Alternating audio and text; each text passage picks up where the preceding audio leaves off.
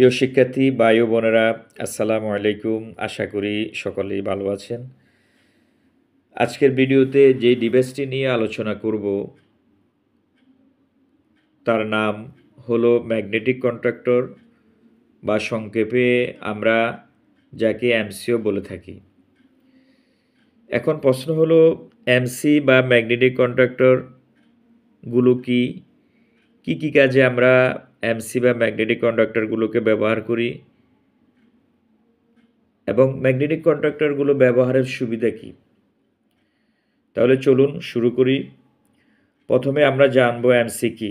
MC মূলত এক প্রকারের সুইচ। এগুলো এক প্রকারের ম্যাগনেটিক সুইচ। আমাদের সামনে যে এমসিটি রাখা আছে,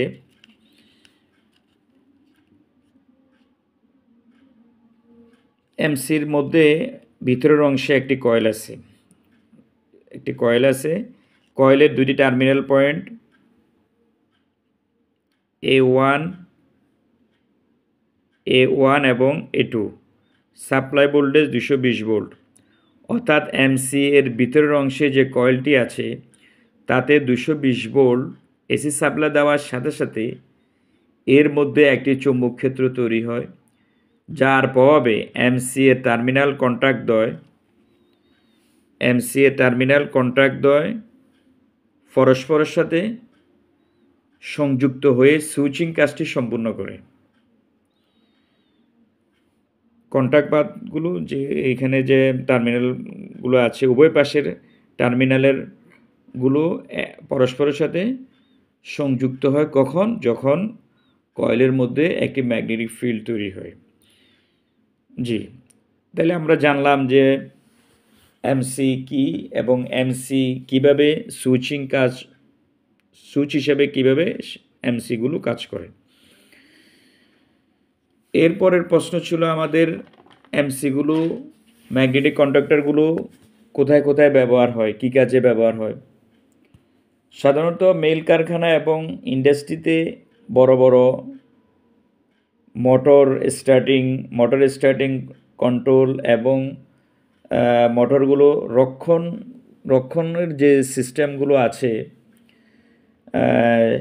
সেই সকল ক্ষেত্রে এমসিগুলো বেশিরভাগই ব্যবহার হয়। যেমন আমরা যদি আর একটু বিস্তারিতভাবে বলি, ইন্ডাস্ট্রিতে যে মোটরগুলো আছে সেই মোটরগুলোর যে স্টার্টিং সিস্টেম, যেমন আমরা কমন কিছু সিস্টেম আছে মোটর স্টার্টারের, স্টার ডেল্টা স্টার্টার, তারপরে ডাইরেক্ট অনলাইন স্টার্টার।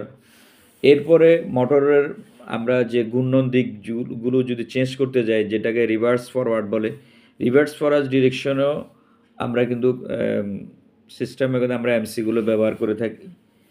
এরপর আরেকটি সিস্টেম আছে, যেমন যেখানে পিডিবি এবং জেনারেটরের কম্বাইন্ড সংযোগ ব্যবস্থা আছে, সেক্ষেত্রে আমরা জেনারেটর এবং মোটরকে অটো অপারেট করার জন্য অটো ট্রান্সফার সুইচ হিসেবে আমরা এমসিগুলো ব্যবহার করতে পারি।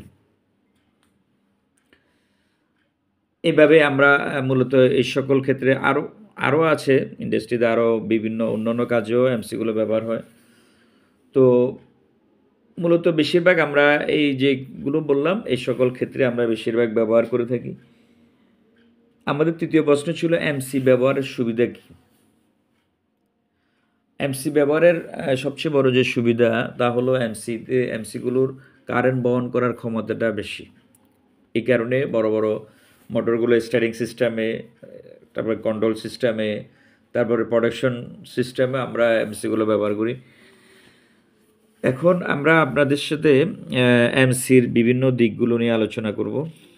এমসির বিভিন্ন দিক বলতে বিভিন্ন অংশগুলো নিয়ে আলোচনা করব। এমসির এখানে আমরা একটু খেয়াল করি, টার্মিনাল হলো যে তিনটা টার্মিনাল আছে, তিনটা টার্মিনাল আমরা 3 ফেজ সাপ্লাই আমরা ইন করি। 3 ফেজ সাপ্লাই দেওয়ার পরে সুইচিং হয়ে 3 ফেজ সাপ্লাই আমাদের সার্কিট অংশে চলে আসে। এরপরে আমাদের আরেকটা অংশ আছে এখানে, যেগুলোকে অক্সিলারি কন্ট্যাক্ট বলে।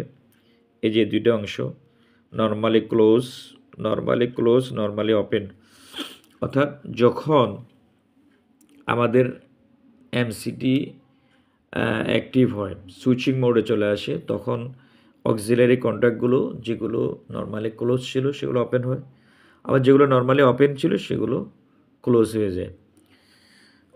এরপরে এর কয়েলের একটা অংশ আছে এখানে, যে কয়েল একটু আগে আমরা আলোচনা করেছি, এটা হচ্ছে কয়েলের অংশ, কয়েলের সাপ্লাইয়ের যে টার্মিনাল A1 A2। জি, এরপরে আমরা দেখলাম, তাইলে আমরা মোটামুটি এমসির বিভিন্ন অংশ সম্পর্কে জানলাম, কোন অংশে আমাদের কিভাবে কাজ করে।